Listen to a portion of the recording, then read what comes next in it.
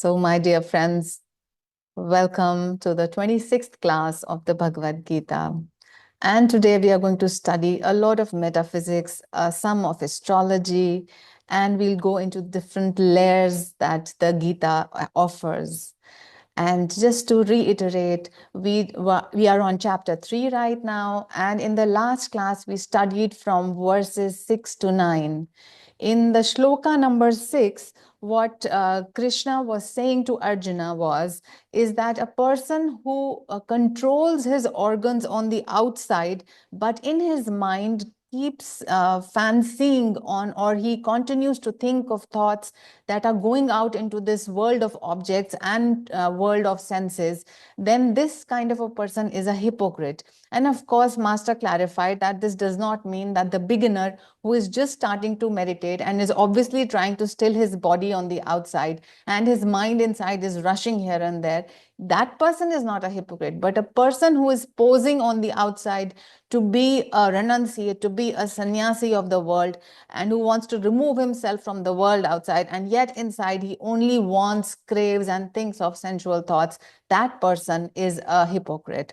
In the second second shloka means number 7. In the seventh shloka, Krishna says to Arjuna, he says that with non-attachment, and even though you may be working with your senses in this world, yet with non-attachment and with perfect control of the senses and the mind, if you are such a person, then you will be successful in your endeavors. Of course, the endeavors are going to be material as well as spiritual. Then in shloka number 8, Krishna says actually that inaction is not a possibility, because even the bare sustenance of this physical body cannot be attained through inaction. So therefore, it is better to act than to just sit around and think that without doing anything, you can go towards actionlessness. Then in shloka number 9, Krishna says that people who are karmically attached or they work in this world with desires, they are going to be bound to this world. But if you want to be free, then from the inside, whatever action you perform, that action should be performed as an oblation, as an offering, as a yajna. And when you perform such a kind of action without a thought of selfish motive or desire, then this is a freeing kind of action, and this will take you towards your own salvation or moksha. And then a master goes on to explain the various types of yajna that are endowed upon as responsibility for a human being. And this is the Pitri Yajna, or for the past, for our ancestors, then Nri Yajna, which is for our contemporary brothers and sisters, what service can we do for them? And then third is the Bhuta Yajna, which is for the lower beings. That means what services should we offer to animals and plant kingdoms, acknowledging their role in our life, knowing that in this entire life is interdependent and that we cannot exist as individual entities without the animal and plant kingdom. Then the fourth type of yajna was the Deva Yajna, where we are offering oblations to deities, to devas. And the fifth is the Brahma Yajna, where we are actually offering our little egos into Brahman, or into the soul self. And here comes the action of Kriya Yoga, which is considered as the highest karma. So when a human is performing all these kinds of yajna, or whatever activity he is performing it as an oblation or an offering to the infinite, recognizing and acknowledging that all his abilities to do these actions are coming from the infinite itself, then this is a freeing action. This will become a uniting action. So from karma bhoga, this person will be able to come to karma yoga and will be able to set himself free. So this brings us to shloka number 10 now. In shloka number 10, Krishna continues to speak to Arjuna, and here a little metaphysical aspect will come in. Sahayagya praja srishtva purovacha prajapati anena prasavishyat vimesh वो अस्त्विष्ट कामधुक. प्रजापति, प्रजापति माने प्रजा या मनुष्यों के सृष्टिकर्ता के रूप में ब्रह्मा ने कल्प के आदि में यज्ञ सहित मानव जाति को रचकर कहा, इसके द्वारा तुम वृद्धि को प्राप्त हो, यह तुम्हारी लालसाओं के लिए कामधेनु के समान हो. And then this shlok continues into shloka number 11 and that continues into shloka number 12. So 10, 11, 12 are understood sequentially and have been given sequentially, one merging into the other. Prajapati or Brahma as the creator of Praja or human beings, having made mankind in the beginning along with Yagya, said, by this shall thou propagate. This will be the milch cow of thy longings.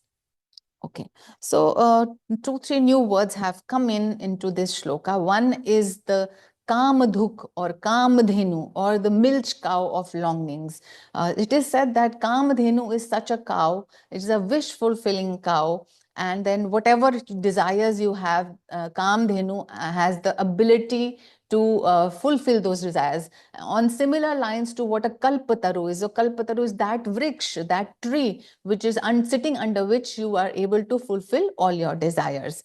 So one is this. The second, he said that Prajapati, when he created mankind, then he brought in yagya as well. So this means to say that when creation was brought into being, then certain actions were also given to mankind that would bring him back to spirit. So from spirit, man has descended into this human body.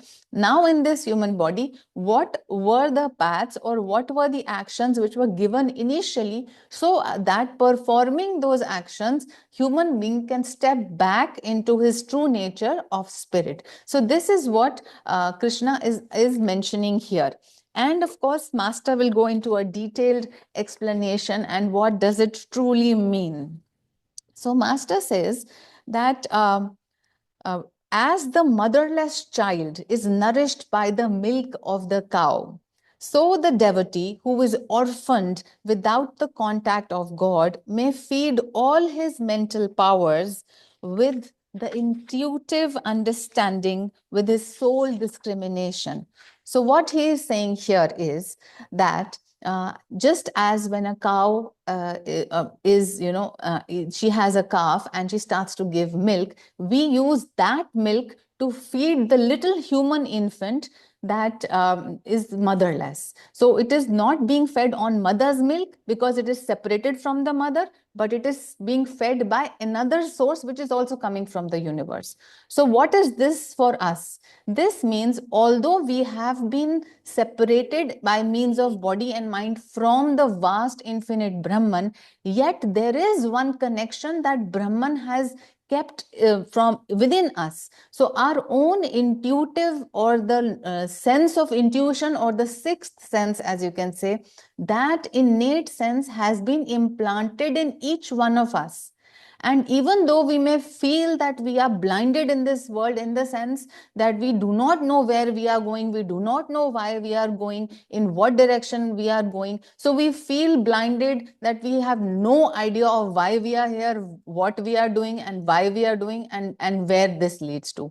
But he said that the milch cow of wisdom means your intuition is that power which has been given to you. If you attune yourself in with your intuition, and if you awaken your intuition by the power of regular meditation, prayer, devotion, then this is the milch cow of wisdom. Means you will be able to know exactly what to do, when to do, how to do, and in which direction you are going. So when you feel clueless in this world, you go within. You go within, you meditate, you put your questions to the universe, and you have been given that power through which you can attain the wisdom of the universe intuitively when you awaken this power. And this is the Kamadhenu.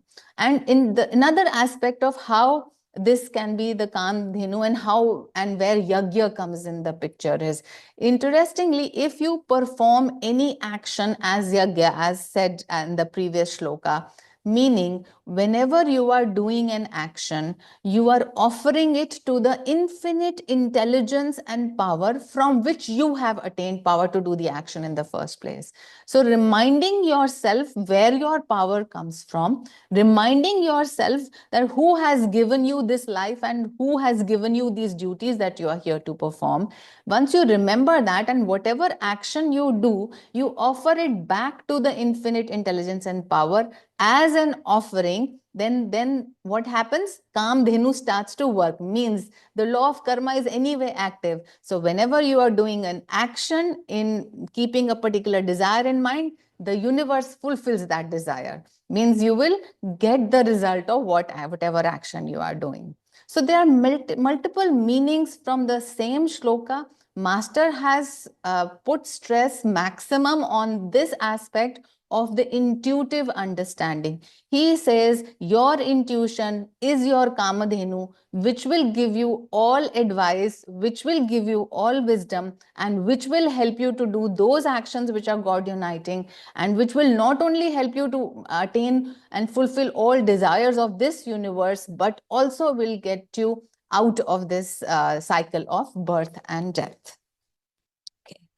Master says also, because here when Prajapati has brought in the fire of Yagya, so Master says this fire of Yagya is actually also the fire of the astral world. So when the devotee starts to meditate, he may have certain experiences or visions, or he may be able to see certain lights, or may be able to see the astral fire.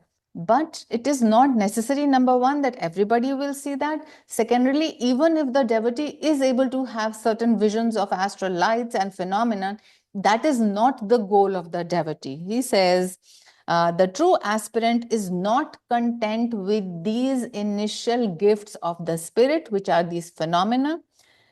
He, from divine wisdom poured out through intuition, he begets those soul qualities and realizations of higher and higher states of consciousness and receives the ultimate boon of emancipation in spirit.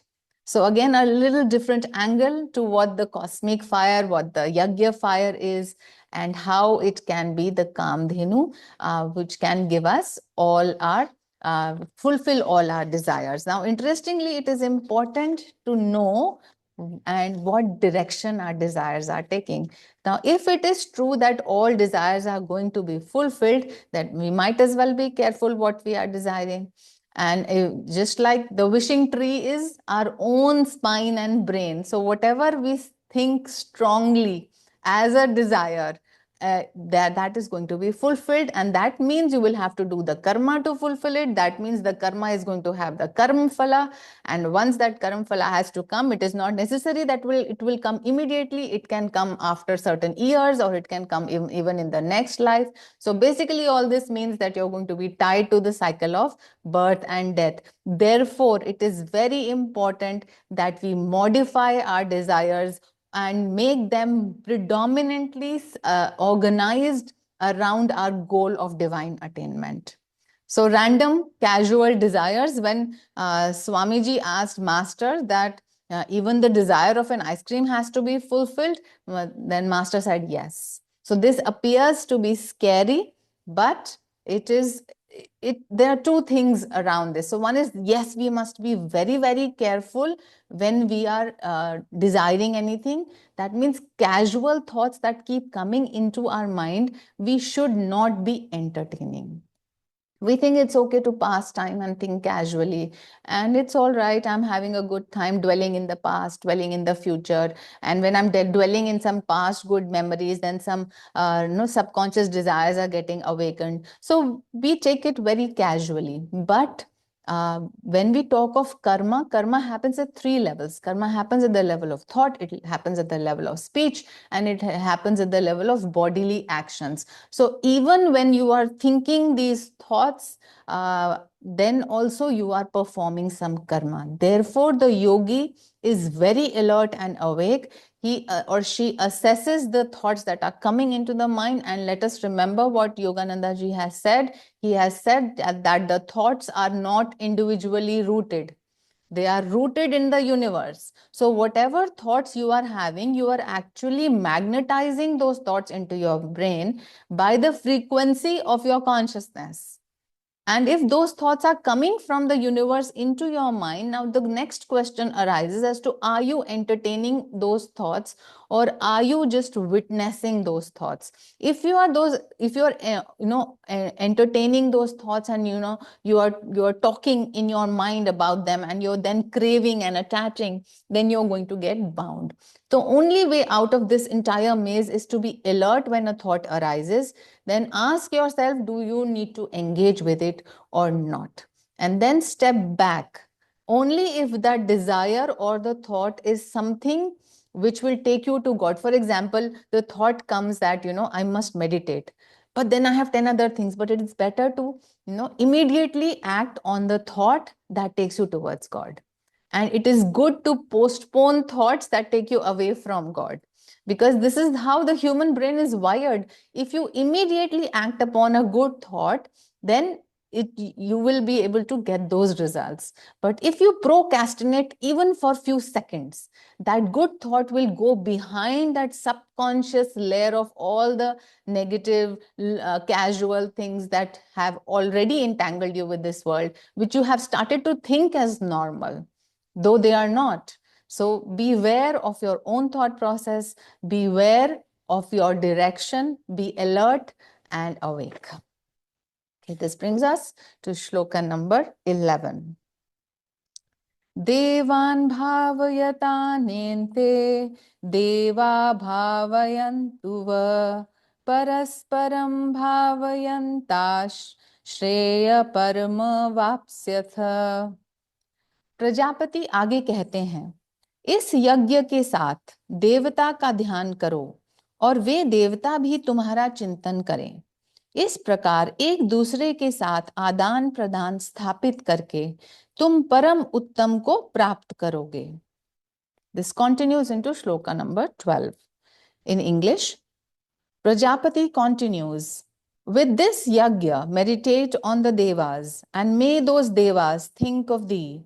Thus communing with one another, thou shalt receive the supreme good. So this is also a metaphysical shloka, and here the mention of devas has come.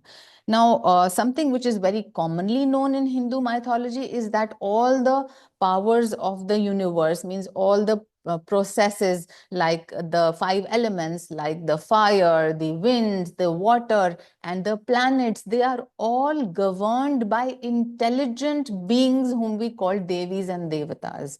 So intelligent beings are responsible for the systematic working of this universe. And what this shloka is saying, that you can communicate with these intelligent forces. Why? Because these intelligent forces are electromagnetic in nature, and so are we. It has been proved beyond doubt that all matter is energy. And Yogananda ji said that you do not know how powerful you are, that every gram of flesh is capable of producing so much light as to light a whole city for so many days. So we do not realize that all matter is energy. And though it is, so we are all electromagnetic beings, and all the planets and stars are also electromagnetic objects.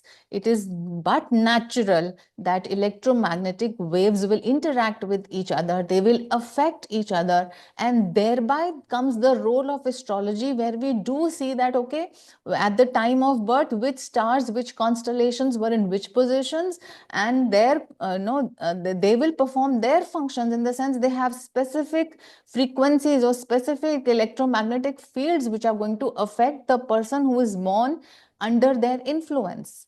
Now, an interesting aspect here is that Sri Yukteswarji said that astrology actually does not begin for a human being when he is physically born. It starts to operate even at the time of conception, means as soon as the soul enters the singular cell formed by the combination of the sperm and the ovum, the soul enters that time, and the astrological work begins from there. It is the starry and the constellation arrangement at that time that determines the future of the soul. Now, it is very, very difficult for us to even comprehend this, but it is said that Sri Yukteswarji had formulas and he knew how to calculate the astrology of a person, which is starting from conception. And also there's an interesting mention in the autobiography that he says that he could intuitively understand the astrological influence on a person's life, especially in case of master's sister who was very, very sick. Swamiji knew, Swami Sri Yukteswarji knew what to do exactly. So not only did he have intellectual understanding of astrology, but he was so intuitive that he could gather the entire information of the electromagnetic expression on a particular person's life, and then he could suggest the remedies accordingly. Now comes the question of these devas and how do we interact with these devas. Without our knowing, yes, we are already interacting in terms of energy, in terms of electromagnetic fields. We are already interacting with all these celestial devas who are controlling all these planets and stars. But Master goes deeper into astrology. He says that the representation of these devas are present inside your chakras. So your chakras are active movements of energy. They are foci or wheels or moving whirlpools of energy. And there are certain devas and devis and devatas who are actually residing in your chakras and who are interacting with this outer universe. So the human is supposed to be the microcosm or a miniature version of the entire cosmos. All the elements, it is said, that are present in the universe are also present in the human body. So just to name the different Devi Devatas that have been mentioned by Master, he says in the Mooladhara chakra is residing Sri Ganesha. Then in the Swadhisthana chakra is residing Shakti. In the Manipur chakra or the lumbar center is residing Surya, the sun god. And in the Anahat is residing Vishnu.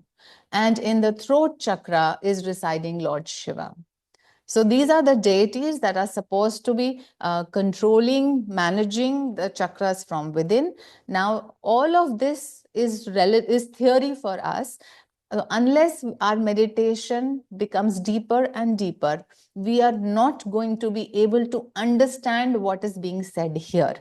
But when a God realized sage presents certain truths, then we might as well tell ourselves that maybe, I don't understand it right now, but I will, as I practice the teachings that have been given, as I follow the techniques and be regular, I am sure someday these mysteries will be unfolded and solved for me, and I will understand what the Guru is trying to say, and I will be able to understand the presence of not only the cosmic one creator, but also the deities and the Devi Devatas within me. So do not take this lightly. The body of each one of us is a temple. Do not regard it otherwise. Be kind to your body, be respectful to your body. It is a gift from God. It is like a garment that you are wearing. And inside it reside all the gods and goddesses and the one Brahman, the one creator. Now, it is up to us to use the Kamadhenu, means the intuition, the power of intuition that has been implanted in us, to use that, and to, of course, use all other agencies that have been given, like breath, like mind, like intellect, to utilize all these things and find out who we really are. To know that we are made of the substance of the universe, to know that we are made of the light of God, that we are made in the image of God, that inside us are residing all these deities, and we are made of that one universal God substance, and therefore I am made of bliss. It's because we forget this reality and we engage so much in the outside world, expecting that the things of this world or the people or the circumstances are going to give us happiness. We get lost in this maze. And the shlokas that are coming ahead will explain that, how this happens, how you get lost here. So let's be very scientific in our approach. All of yoga is a science. Why do we say that yoga is a science? Is because it is reproducible. Because anybody practicing yoga in a particular way, in the way it has been prescribed by the scriptures, will come to the same result. A person starting to meditate and starting from yama, niyama will go up to till samadhi if he follows the Ashtanga Yoga Marga. A person who is totally devotional and offers and surrenders to God will find God through the Bhakti Marg. So this is all of this, is reproducible, and therefore it is pure science. It is up to us to experiment, to explore, to use our own body as a laboratory, to use the circumstances to evaluate ourselves, because all that we gain in meditation is going to be tested in the cold light of the day. So whatever experiences you are having, if your energy is being raised, if your thoughts are getting cleared, and if you're developing the power of tolerance, fortitude, forgiveness, all of that will be tested. How? In the world. When you act in the world, all the powers that you gain through meditation will be tested. So let's be very scientific and yet use meditation as an art, because all of us are going to do it, in a slightly subtly different ways, because our own energies in the present moment are different. For some, bhakti is important. For others, gyan is important. For some, one chakra is predominant. For others, another chakra is predominant. So the same science will have to be converted into an art, has to be individualized by each person. And with love, using the same technique, we have to reach to the same goal. Okay, this will bring us to shloka number 12.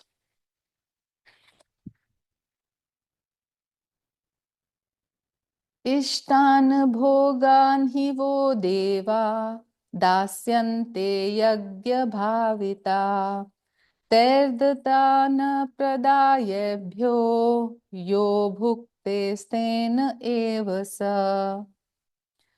Prajapati इस प्रकार समाप्त करते हैं। यज्ञ द्वारा देवताओं से एक आत्मा स्थापित करने से वे निश्चित ही तुम्हें इच्छित उपहार प्रदान कर देंगे। वह जो सर्वजनीन देवों को उचित भेंट दिए बिना प्राप्त भोगों का आनंद लेता है, वह वास्तव में एक चोर है। Prajapati concludes, the devas communed with by yajna will grant thee the craved for gifts of life. He who enjoys benefactions of the universal deities without due offerings to them is indeed a thief. So this is a second interesting term that has come in the past 6 shlokas. In shloka number 6, he said that the person is a hypocrite who does so and so, and now he's saying a person who behaves in such a such manner is a thief. So what is being said here? To some extent, I think all of us have come into the category of thieving, because we have no regard for the gift of nature. In our city urban lives, we have forgotten the importance of nature. We do not pay obeisance. So some of you may, but we, on a regular basis, people living in cities forget to pay obeisance to the sun, to the water, to the wind, to the food that we get. All of that which is being managed by Devis and Devatas. So in a sense, we are failing to do our, the giving back action.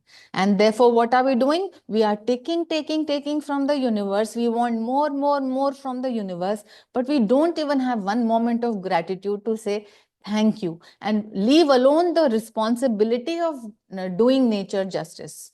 We just want to grab. We are so greedy. So here comes the shloka which guides us that how should be our behavior towards nature. And here, of course, we must take from the universe only as much as we need. That is point number one. Secondly, we must remember from where all these things are coming, because we have not created whatever we are using today. We have not created any of these things. So we should remember the one source, the one God, and of course the subsidiaries who are actually providing us with all of these things. So some thanks can be given, just a remembrance. As you are eating food, just a remembrance of who has given you food. As you are breathing the free air, just a remembrance that this world is being managed by God and his deva, devis and devatas. And thank you, God. No, as there's one song by Swamiji, well done, Lord, oh, very well done. That the sun is so beautiful, the sunshine is so beautiful, the mountains, the rivers, the oceans, the rainbows, the clouds, the food, the animals, all of this beauty has been created by the one God and his subsidiaries. And we must definitely return something of us, something of ourselves in return. That could be in the form of love, it could be in the form of remembrance, it could be in the form of just serving back to Mother Earth in some way, in helping to rejuvenate Mother Earth in some way, sending blessings to Mother Earth. How many of us have ever prayed for Mother Earth herself? How many of us have really prayed for the prana of Mother Earth? It is said that the prana of fruits and vegetables that is grown these days has gone down so much because of greed, that they do not have the same nutritional value that they would have had, few years ago, or let's say a couple of 100 years ago. It's because of the human attitude of greed. So we are depleting prana from even Mother Earth, from the waters, from everywhere. So we must take responsibility, because eventually, whose karma is this? It is like a common mass karma. And then who has to bear the result? We ourselves have to bear the result. And so many cataclysms that are coming, earthquakes somewhere, floods somewhere, droughts somewhere, and diseases like COVID happening. All of this is happening as a result of the mass karma of the planet. And we think that we are leaving, at least, till our lifetime, we are going to manage somehow. It is going to be difficult for the coming generations, we think. But who do you think are going to be the souls in the coming generations? If we are not set free, if we do not attain moksha right now, it's going to be us only. We think it is going to be our children, but those children are going to be souls, and those souls are going to be recirculating souls. So whatever we are doing right now, it is we as souls, of course, in different bodies, we have to face someday. Therefore, it is wise to do justice to your own life, justice to nature, and to offer to the Devis and the Devatas your heart's love and gratitude, so that you don't appear as a thief to the universe. Right now, the human picture is that of a thief mostly. But each one of us can change our attitude. And each one of us can start to give more than we are receiving. And Jesus said, it is more blessed to give than to receive. Why also he said that? Because when you give, you feel happier. And all we want from this life is to feel happy. So whenever we give back, or we give from a heart's love, we are going to feel happier. And that's what indirectly is being indicated here, that this world is being managed by God and his ministers. And you might as well just acknowledge this truth. Don't be so selfish and so self-centered in your little lives that you forget your interdependence, that you forget the real power of the universe. Okay. This brings us to shloka number 13. Yagya Shishta Santo Muchyante Sarva Kilbishai Bhunjate Te Tvagham Papa Ye Panchatantya Makaranat. वे संत जो यज्ञ के बचे हुए भाग को खाते हैं, सब पापों से मुक्त हो जाते हैं, परंतु पापी लोग जो केवल अपने लिए ही अन्न पकाते हैं, पाप को ही खाते हैं. Saints, those who eat the remnants of due offerings, yagya, are freed from all sin. But sinners who make food just for themselves feast on sin. Now, very, very hard statement, because most of the urban dwellers do what is being said here, is that we cook for ourselves, we feed ourselves, we think we are doing justice, we are very good children, and so on. But the scripture is not going to reduce its level for your level of understanding, or what you think is right or wrong. It is telling you the higher truth, that if you are just so selfish that you will cook only for yourself and you will eat only for yourself, and in this process you will even forget that where this food is coming from and how this is, the whole thing is being organized. You do not have time or energy or a singular thought through which you can offer back, or you can say thanks for the food being received. Then this is a sin. Why it is a sin? Because again, you are grabbing, you are greedy, and you are just taking from the universe and not having a singular thought that what is going to happen after this. So sin means what? Sin is anything that will lead you to sorrow. So such an attitude where we just want to take and we do not want to repay makes us a thief, and eventually we will have to get the outcome of whatever karma we are doing, and which is in the form of natural disasters and calamities which are already happening. And of course wars are adding. So human greed is adding more and more to the bad mass karma of the planet.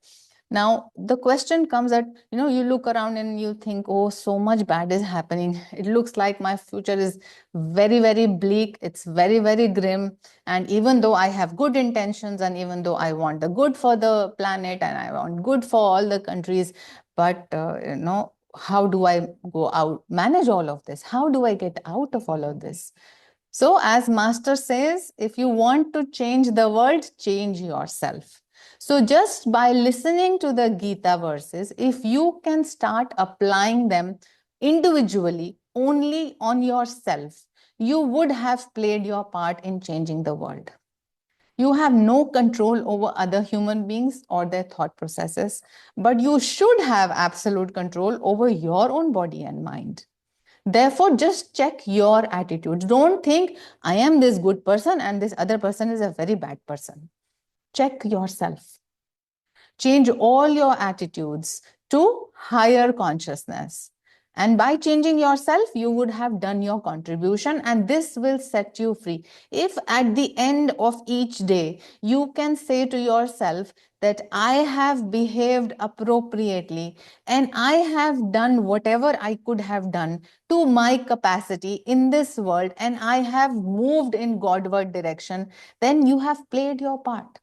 But how many times, how many days are such in which at night you do introspect your actions, or you do really check where you are going? And let us remember that the Bhagavad Gita opens with this shloka, where Master advises that each devotee and disciple should actually look back into each day and see what they have done and evaluate who is winning. The Pandavas are winning, or the Kauravas are winning.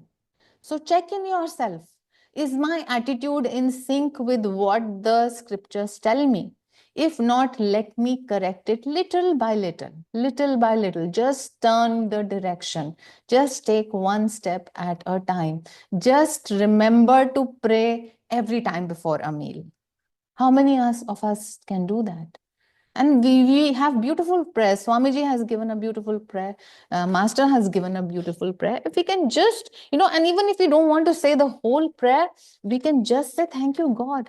And we can just bless the food.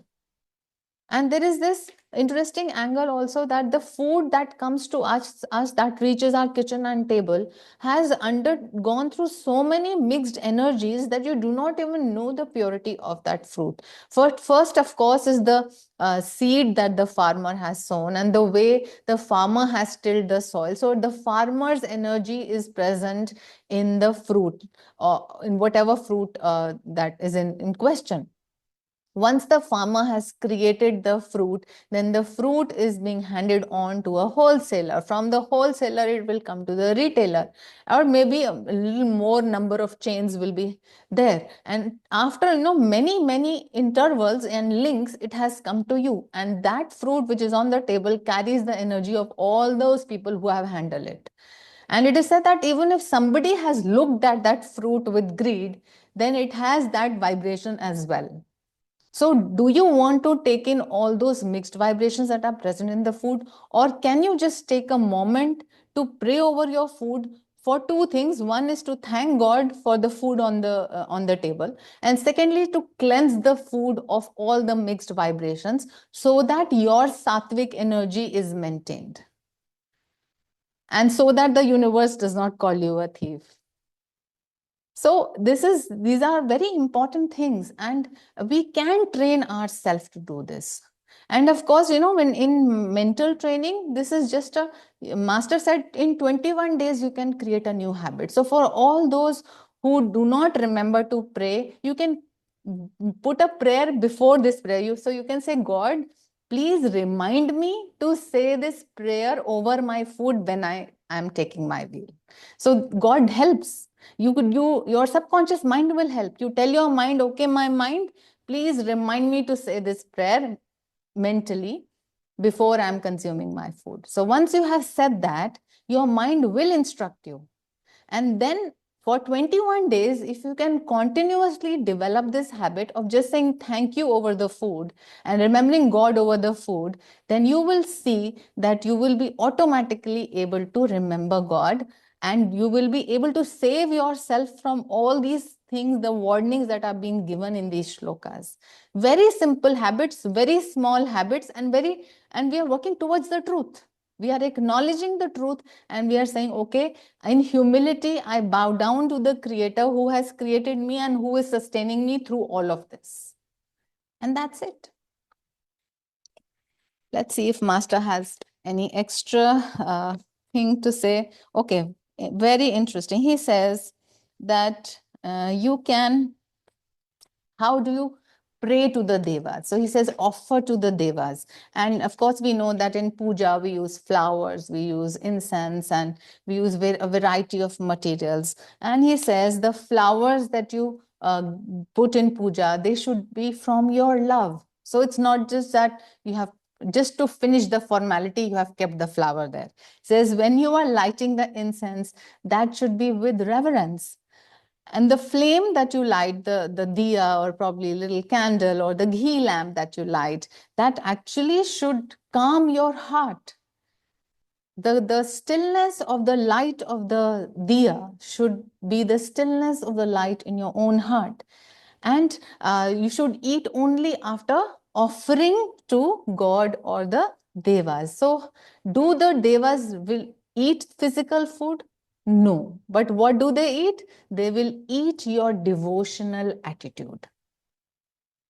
So that is what is really important. So just for example, when we read a book and we keep it on one side, and the substance inside the book has entered into our mind, but the book appears to be the same. It's not that those words have come into our system. No, the book remains the same, but the crux of the book has come inside of us. Similarly, when you offer prasad with devotion, that prasad physically will remain the same, but the essence of that prasad will be taken up by the devas and by the Creator. So it's more about the inner thought. It's more about the inner attitude, about the bhav, rather than the physical thing in itself. Okay? So the Gita thus points out that a true devotee eats food only after having performed the ritual or in a fire ceremony, or having inwardly offered the food directly to the Creator. Worldly people who eat without thanks commit a sin of ignorance, which is, what is that sin? It is forgetfulness of the giver. However, the real or the inner fire ceremony is in which this verse refers to is the uniting of your little life with the greater life by the practice of Kriya Yoga. So the real offering is that when the energy which is normally going down your spine and outside into the world, when you consciously gather that energy and offer into them to the astral deities that are inside your astral being, and of course to the God who is present also inside you. So withdrawing the energy from the world and offering it to your creator or to your inner life, that is the true fire ceremony. And that is the offering. And if you do not do such a thing, then you are sinning. How? Because as your energy is committed into this outside world, you are going to go towards sorrow. Because this is the result of being bound to the world.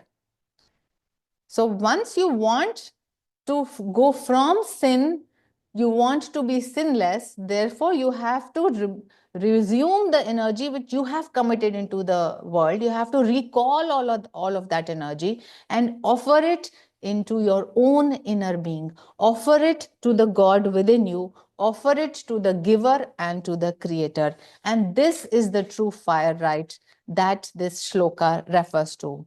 Master explains further. He says, by life control technique, the yogi consciously retires his life current from bodily muscles and from the heart into the spine. With the awakening of the spinal centers, he saturates and feeds all the bodily cells with undecaying light, and he keeps them in a magnetized state. This practice makes the body healthful, filled with divine life, as the yogi realizes that the body too is a shadow of the infinite energy and can be transmuted into it. This is the astral way of feeding the bodily cells. So, are we performing? So, all those who have received Kriya Yoga initiation, are we performing this inner fire rite daily? And are we performing it with devotion? Now, this everyone has to check individually and see the direction in which they are going. Okay. It is also said that the act of giving, even at the physical level, and of course, the act of giving your committed energy back into your own inner being, this can remove many sins. Many sins of many lives can be removed by the act of offering, by the humble offering that you give to the universe back into towards God. So your sins can be removed. There is one saying from the Buddha. He said, if you knew how much good comes out of giving to others, from serving others, you will not have even one single meal without first sharing with others. It's just that we do not realize the good karma that it entails by Shiva. And why is sharing so important? Because if we truly want to realize and recognize that our true self is infinite and it is everywhere, omnipresent, it is going through all the souls, then we have to know that they are our own extended self. And therefore, sharing with them is actually doing good karma. For you think you are the ego, but for the soul, sharing and caring and loving and feeling the other as yourself, all of this act takes you out of sin, means out of sorrow. And therefore, giving should be kept as a priority, and giving can be in any form. And we know that all religions say that tithing should be done, and tithing is offering a little bit of your, income, committing a little bit of your income to religious purposes, or to serve others, or to even feed others in whatever way that appeals to your heart. You must give back to the world. And of course, we know that how beneficial the teachings of the Guru are. So if we offer to the Guru's work with our heart, with a devotional, bhav, to help others, just as we have been helped and we have been called on the spiritual path, others may also be held on the spiritual path. And your little seva, in whatever form, If you can just come to a temple and just help with the cleaning, or you can come to the temple and offer your volunteer activity and in guiding others who are new there, or even just your loving presence is so important. So give back in whatever little way you can. And this is going to remove your sins, and this is going to take you towards freedom, which is our goal as we are studying this Gita, and which is the goal of life. This brings us to shlokas number 14 and 15. These are taken together. 14 first. अनादभवन्ति भूतानि पर्जन्यादन्न संभव यज्ञाद्भवति पर्जन्यो यज्ञकर्म समुद्भवम्। अन्न से प्राणी उत्पन्न होते हैं, वृष्टि से अन्न की उत्पत्ति होती है, यज्ञ से वृष्टि होती है, यज्ञ अर्थात ब्रह्मांडीय अग्नि कर्म से उत्पन्न होती है। From food, creatures spring forth. From rain, food is begotten. From sacrificial cosmic fire, rain issues forth. The cosmic fire is born out of divine vibratory karma. Shloka 15.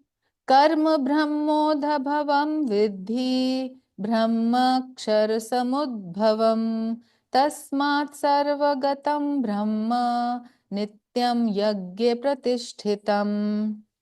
इस दिव्य स्पंदनात्मक कार्य को ब्रह्म से उत्पन्न हुआ जानो, और यह सृजनात्मक चेतना अविनाशी पर ब्रह्म से उत्पन्न हुई।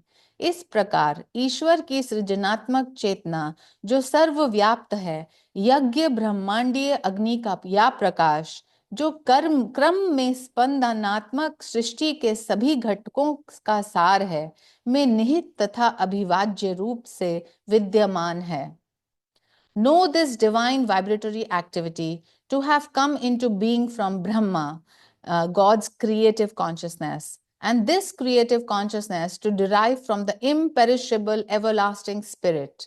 Therefore, God's creative consciousness, which is all-pervading, is inherently and inseparably present in Yajna, which is the cosmic fire, which in a turn is the essence of the components of vibratory creation.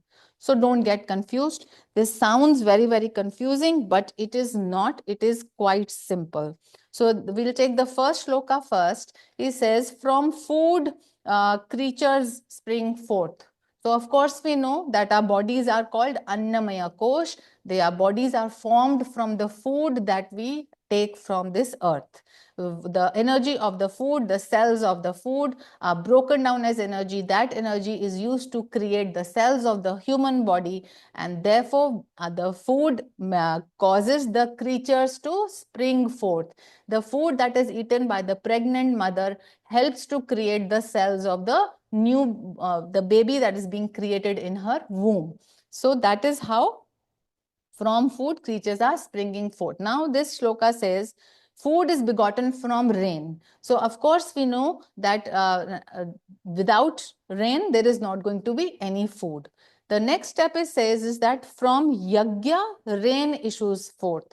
So it says from yajna here means cosmic fire. So we know that from the heat of the sun, the water is actually evaporating from the oceans. Then as clouds, it is raining down on earth, and that is how food is eventually going to be produced. So from the cosmic fire, the rain is coming. From rain, food is coming. Now the question is, how is the cosmic fire or cosmic light being created? It is said it is being created born of karma. But which karma? It is born of divine vibratory action. So divine vibratory action is that gross vibration. Of course, it starts from the subtle. As we said, when the absolute wants to create, it first vibrates subtly as thought, then it becomes grosser, then it vibrates as energy, and even grosser, it vibrates as matter. So all of this vibration, this creative vibration, is the cosmic karma, is the universal karma that is happening. And because of this, all the processes of forming the light, then forming the rain, and then forming the food, and that food nourishing the physical bodies, that is happening. And of course, in the next shloka, he goes on to talk about Brahma. So Brahma and Brahman, these are two different entities. Brahma, we know, is the Deva or the God responsible for the creative activity. And Brahman is that one universal cosmic consciousness, the one creator, the one absolute existence, consciousness, bliss. So he says the vibratory karma is coming from Brahma, which is coming from spirit or Brahman. So this is the exact sequence how we have, we have been created and we are now being sustained. And therefore, all the past shlokas, if we see, were offerings to the devas, offerings to nature, and offerings to God. It is because we are sustained by all these forces that are present in nature and beyond. So Master goes into a little explanation of these. An interesting angle comes here. We will go into a detailed discussion next time. But the interesting angle comes at the astral level. So on the physical level, we understand that the sunshine causes water vapor, which causes cloud and which causes rain. But Master says when we are talking of rain in these shlokas, we are actually talking of astral rain. So now think of the Big Bang, which happened at the physical level, but of course it had an astral counterpart. So there were nebulae. It is said that there were gases floating and there were nebulae, and it was that astral rain which then condensed. So both light and rain then condensed into matter. So the planets and the stars, we know, are formed by getting the nebulae and all those forces, the electromagnetic forces together. So here this has both meanings, one at the physical level and one at the astral level. I completely understand if you do not fully get it right now, because these are very, very subtle truths, and again these are going to be grasped intuitively. But what is important here is to make it very simple and understand that we have not created ourselves. God has created us. God has created this world. He has done so through the agency of many deities, of many angels, of many devas, means who are souls who are in higher evolutionary state than we are. And now we are here in this body, and therefore all the actions that we perform here, the food that we eat, whatever we take from the universe, must be taken in and worked upon with the thought of the creator in mind, never in forgetfulness of the giver of all things. And if we can remember the giver of all things and do our karma in offering, as an oblation back to him, then we can enjoy this life, and we can be educated from this life, and we can go back to God realization and not get caught up in the ways of this world. And the ways of this world are bad only because in this world of duality there can never be perfect joy, and there is going to be sorrow. So therefore, from today, let us introspect about our own actions and about our own attitudes, and start giving back of ourselves to whatever we have received from God. So with that thought, we will end today's class. Let us send healing prayers and blessings to souls everywhere. And also let us keep Los Angeles in our prayers, because the Master's Lake Shrine area is surrounded by wildfire, and a number of houses and buildings have come down. The monks have been evacuated from that place.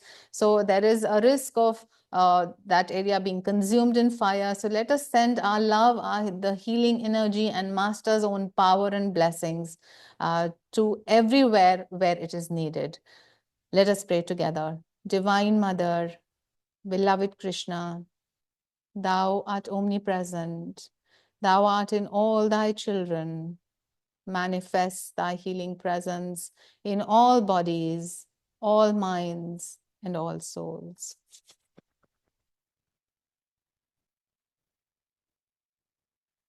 Om. Om. Om. Divine Mother, beloved Krishna, great gurus, May thy love shine forever on the sanctuary of our devotion, and may we be able to awaken thy love in all hearts. Om Shanti, Shanti, Shanti.